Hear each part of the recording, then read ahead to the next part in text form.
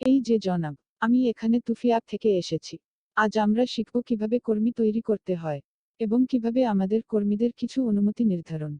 Offline অ্যাপ্লিকেশনটিতে কর্মীদের অনুমতি দেওয়ার জন্য এটি উপলব্ধ নয়, তাই সেই অংশটি এড়িয়ে যান। আসুন অ্যাপটিতে স্টাফ তৈরি করি।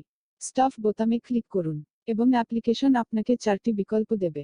সেই তালিকা থেকে প্রথম বিকল্পটি নির্বাচন করুন এবং অ্যাপ্লিকেশন কর্মীদের বিশদ ফর্মটি খুলবে।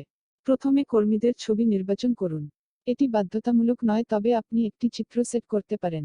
কর্মীদের ছবি নির্বাচন করার পরে কর্মীদের নাম সেট করুন। তারপরে কর্মীদের যোগদানের তারিখটি নির্বাচন করুন। আপনি ক্যালেন্ডার থেকে তারিখটি নির্বাচন করতে পারেন। এরপরে কর্মীদের লিঙ্গ নির্বাচন করুন।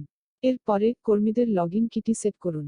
কর্মীদের লগইন কি সেট করার সময় সতর্ক অবলম্বন করুন। প্রতিটি কর্মীদের লগইন কি অবশ্যই অনন্য হতে হবে। এরপরে কর্মীদের হোয়াটসঅ্যাপ নম্বর, মোবাইল নম্বর এবং ঠিকানা সেট করুন। আপনার যদি একটি মাত্র মোবাইল নম্বর থাকে তবে উভয় ক্ষেত্রে এটি সংরক্ষণ করুন। এরপরে ইনস্টিটিউটের বিশদে আসুন। শিক্ষকের অবস্থান নির্ধারণ করুন। তারপরে শিক্ষকের যোগ্যতা, পরের ধরনের বেতন আপনার নিয়ম হিসাবে নির্বাচন করুন। একটি মাসিক, দৈনিক এবং প্রতি ঘন্টা ভিত্তিতে উপলব্ধ।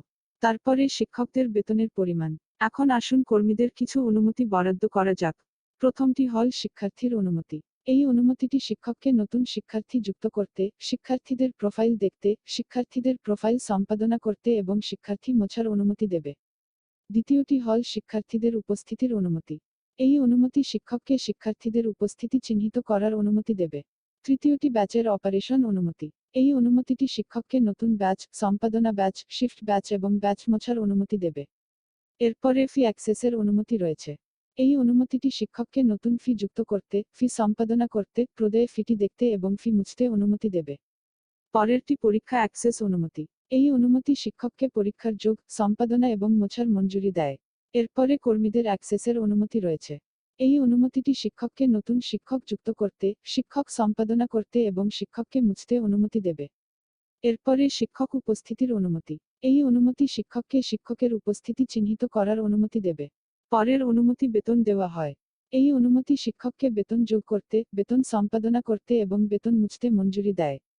এরপরে তদন্তের অনুমতি রয়েছে। এই অনুমতি শিক্ষককে তদন্ত যুক্ত করতে, অনুসন্ধান সম্পাদনা করতে এবং জিজ্ঞাসা মোছার অনুমতি দেবে।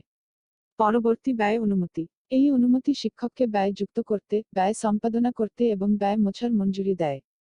পরবর্তী আর্থিক প্রতিবেদন অনুমতি। এই অনুমতিটি শিক্ষককে মুনাফা এবং ক্ষতির বিবৃতি, মোট ফি সংগ্রহের প্রতিবেদন পরীক্ষা করার অনুমতি দেবে। সমস্ত অনুমতি সেট করার পরে সংরক্ষণ বোতামে ক্লিক করুন। বাহ, আমরা অ্যাপ্লিকেশনটিতে সফলভাবে কর্মী তৈরি করেছি। এখন আসুন পরীক্ষা করে দেখুন শিক্ষকের প্রোফাইলটি কেমন দেখাচ্ছে।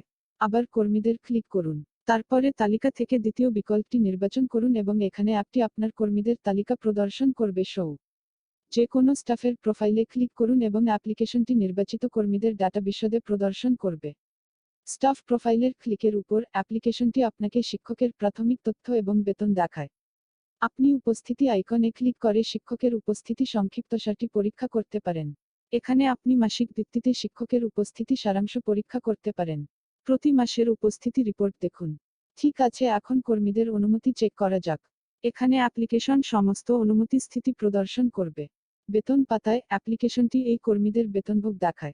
আপনি শীর্ষ আইকন দ্বারা কর্মীদের সম্পাদনা করতে বা মুছতে পারেন। ছাত্র প্রোফাইল হিসাবে একই। সুতরাং এটি কিভাবে একটি শিক্ষক তৈরি করতে হয় এবং অ্যাপ্লিকেশনটিতে শিক্ষকের প্রোফাইলটি কিভাবে দেখা যায় অ্যাবাউট। এখানে আমরা শিক্ষকের টিউটোরিয়ালটি টুফি অ্যাপে শেষ করেছি। এই ভিডিও দেখার জন্য আপনাকে ধন্যবাদ। শুভ দিন, শুভ সকাল, শুভরাত্রি। আপনি যখনই এই ভিডিওটি দেখছেন